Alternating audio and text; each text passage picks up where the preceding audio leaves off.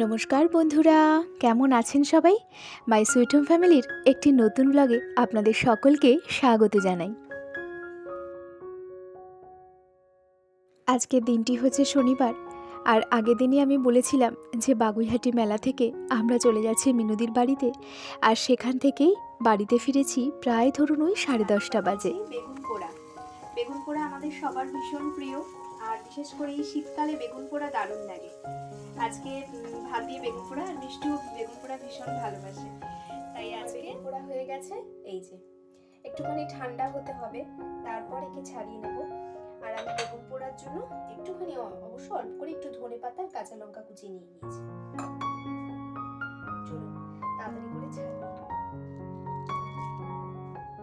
আজ মিনুদির বাড়ি থেকে ফিরতে ফিরতে অনেকটা রাত হয়ে গেছে জানেন। এত গল্প করতে সবাই মশগুল ছিলাম, বাড়ি ফেরার কথা মাথায় নেই।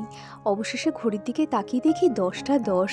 যাই হোক, এবার বাড়ি চলে এসেছি, তাই তড়িঘড়ি করে একটু বেগুন পোড়া বানিয়ে নেব।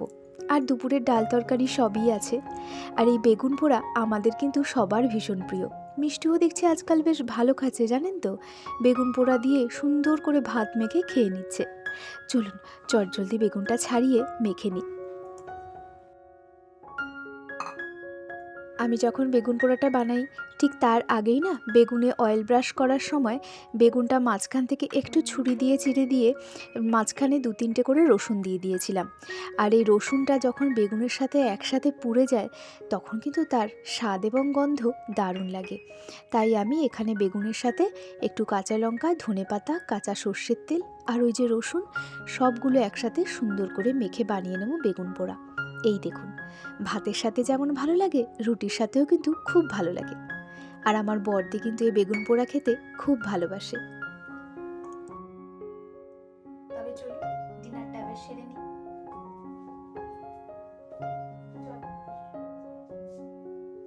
চলুন তাহলে, আমাদের তো ডিনার হয়ে গেছে। আর আজকে মেলা থেকে আমরা কি কিনেছি, আর কেনার থেকেও আমি গিফট পেয়েছি, আমি আর মিষ্টু। চলুন আপনাদের সাথে শেয়ার করি যে মেলা থেকে আমরা কি কি গিফট পেলাম। দাঁড়ান লাইটটা জ্বালাই। আসলে মেলা থেকে দিদি আমাকে আর মিষ্টুকে অনেক কিছু কিনে দিয়েছে।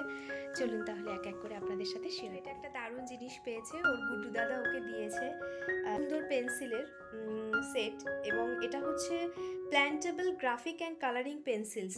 দারুণ, আমি তো আগে কখনো এরকম দেখিনি। আমি জানি না আপনারা জানেন কিনা বা দেখেছেন নাকি, যদি দেখে থাকেন তাহলে আমাকে অবশ্যই জানাবেন। মানে পেন্সিলটা হচ্ছে উডেন, এবং পেন্সিল কেন বলা হচ্ছে বলুন তো, এই পেন্সিলের একদম টপে বিভিন্ন ভেজিটেবলস বলুন তাদের সিড আছে। আর এই পেন্সিলটা কিছুটা ইউজ করে যদি আমি মাটিতে প্ল্যান্ট করে দিই না, তাহলে সুন্দর করে নাকি গাছ হবে, মানে যেই সিডগুলো আছে।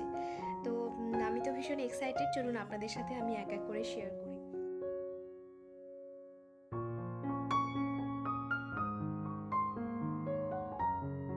এই দেখুন, এগুলো কিন্তু প্রত্যেকটা কালার পেন্সিল। আর এই যে দেখছেন, এই পেন্সিলের টপে, প্রত্যেকটা পেন্সিলের টপে এক একটা করে সবজির বীজ আছে। এগুলো যদি আপনি মাটিতে পুঁতে দেন, তাহলে কিন্তু তা থেকে গাছও বেরোবে। আর এই পেন্সিল শুদ্ধও কিন্তু আপনি মাটিতে প্ল্যান্ট করতে পারেন, মানে পেন্সিলটাও জল অ্যাবজর্ব করে সিডগুলোতে জল পেয়ে অবশেষে নতুন নতুন গাছ বেরোবে। এই দেখুন, এটা হচ্ছে মাস্টার্ড সিড।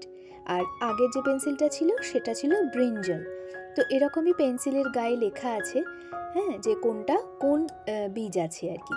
এই দেখুন, এটা ওদের কলেজ। তো যাই হোক, এখানে পেন্সিলগুলো আমার কিন্তু নতুনত্ব লাগলো, আমি কখনো এরকম কিন্তু দেখিনি। আর এই দেখুন, এটা হচ্ছে ক্যারেট, এখানে ক্যারেট সিড আছে। আর একটা ফ্লাওয়ারও ছিল জানেন তো, মেরিগোল্ডের সিডও আছে। মিষ্টু তো খুব খুব আনন্দ এটা পেয়ে।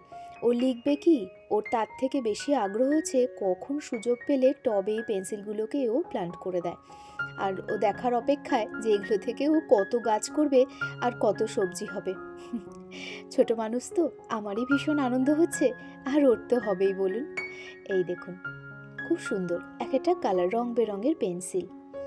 এই দেখুন, এটি হচ্ছে তুলসীর বীজ। এরকম অনেক কিছু আছে।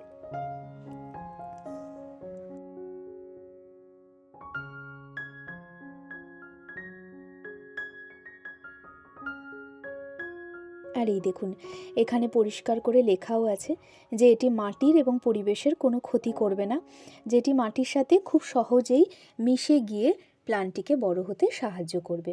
এই দেখুন, মানে পরিবেশের জন্য একেবারেই ক্ষতিকারক নয়। এই দেখুন, এবার যেটা দেখেছে সেটি একটা সুন্দর ব্যাগ। এই ব্যাগটা দিদি আমায় কিনে দিয়েছে। এই দেখুন, ভীষণ পছন্দ হয়েছে আমার। আর উপহার পেতে কার না ভালো লাগে বলুন, সে যেরকমই হোক।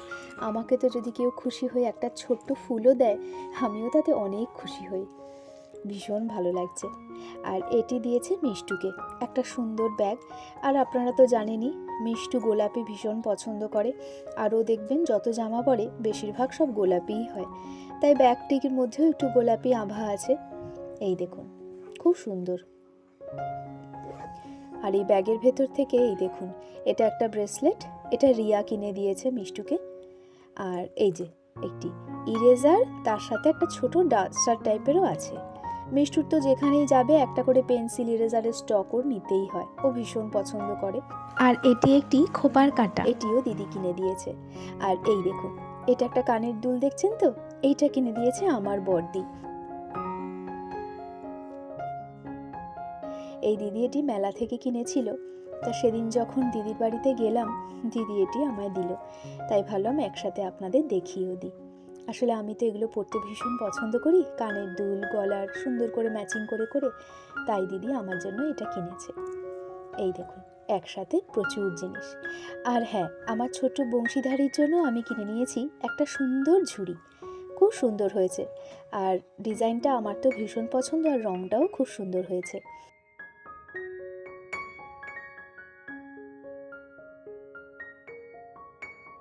এই দেখুন, একে একে একটু ফলগুলো সাজিয়ে দিই।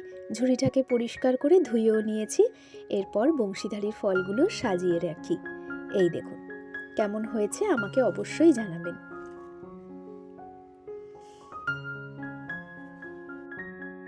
এই যে এখানে যে মিনিটা দেখছেন, এটা কিন্তু সেই মেলা থেকেই কেনা, মানে আজকে যেই মেলায় গেছিলাম, বাগুইহাটি মেলা, এটা তাও কেনা হয়েছে ধরুন বছর 7 তো হয়েই গেছে। ভেবেছিলাম আজকে পেলে আবার কিনবো, কিন্তু আমি না আজকে দেখলাম না কোথাও। তবে চলুন, আজকে এ পর্যন্তই রাখি। দেখা হবে আরেকটা নতুন দিনে, নতুন ব্লগে। সবাই ভালো থাকবেন, সুস্থ থাকবেন, সাবধানে থাকবেন। দেখা হবে আরেকটি নতুন দিনে, নতুন ব্লগে।